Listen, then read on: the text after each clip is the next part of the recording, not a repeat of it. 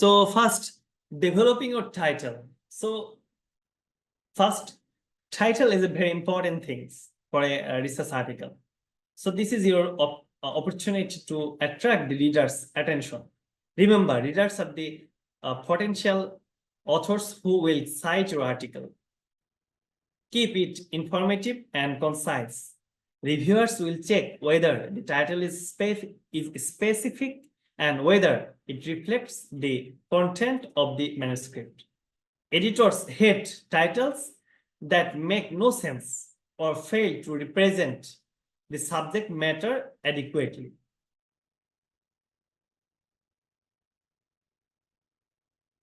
Then avoid technical jargon and abbreviations. You wish to have a readership as large as possible, right? Discuss with your co-authors to make your title attractive for readers, okay? Then the abstract. How to make the abstract? Should stand alone. Consider it the advertisement of your article. So abstract is an advertisement. If you make the abstract is attractive, so reader will read your article. So it is a first insight, title then abstract. So should tell the prospective reader what you did and highlight the key findings. Avoid using jargon and uncommon abbreviations. You must be accurate and specific. Use words which reflect and precise meaning. A clear abstract will strongly influence whether or not your work is further considered. Follow word limitations, 50 to 300 words. So some journals have limitations.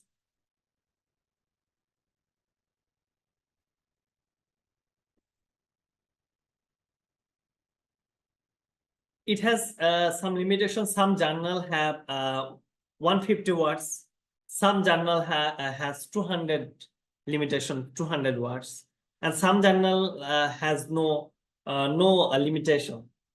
So basically, before you make your abstract or make your journal, which journal you want to submit, first you decide which journal you want to submit.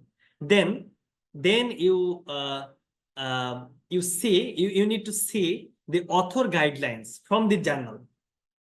Every journal have a author guideline. So if you read the author guideline, then they have written from what the word limitation, how many word limitations, 100 or 150 or 200. So basically 50 to 300 is the standard for the abstract section.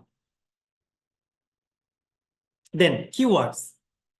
Keywords, these are the labels of your manuscript and critical to correct indexing and searching. Should not be too broad or too narrow.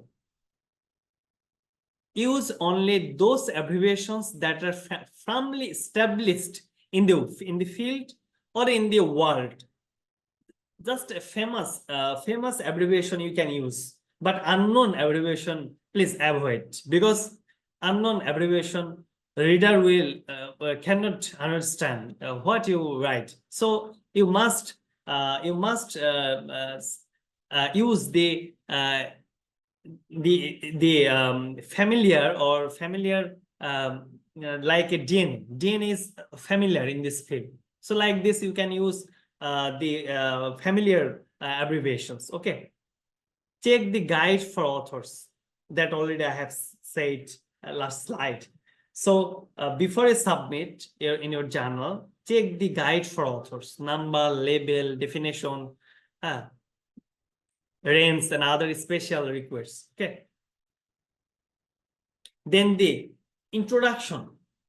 It is another interesting or another important things for your research work.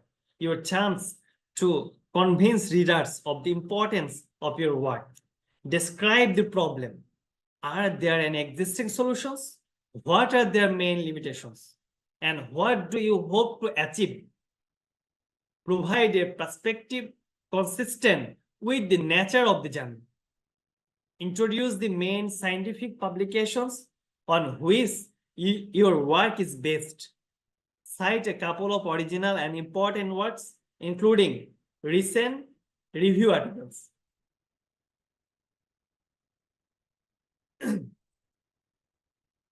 And editors hate references irrelevant to the work or inappropriate judgments on your own achievement. They will think that you have no sense of purpose at all. So after your submission, your manuscript, first editor will decide your manuscript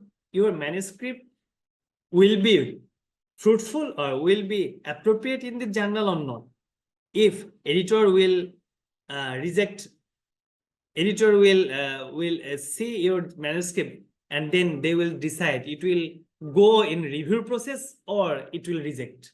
If it will not suitable, then they will decide to reject your manuscript. Then, but if your manuscript will fruitful or useful or it is appropriate for the journal, then the editor will send your manuscript to a reviewer. Then reviewer will give some review reports, and if reviewer will give a good comments, then your paper will be then you can revise your journal, then your paper will be maybe accept. Okay, so some pitfalls of the introduction.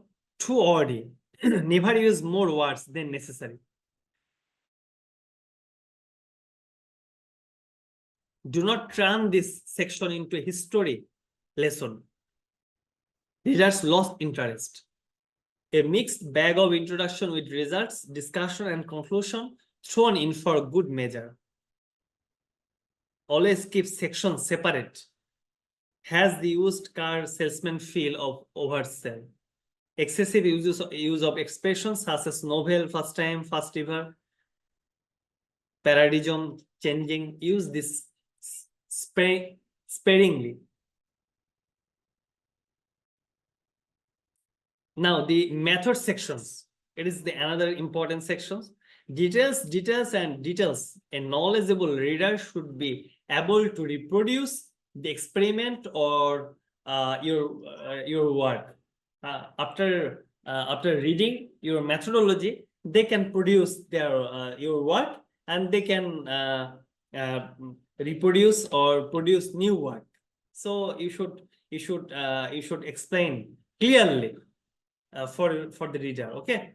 However, use references and supplementary materials for previously published procedures. Do not repeat the details of established methods. And reviewers will criticize incomplete or incorrect descriptions and may even recommend rejections.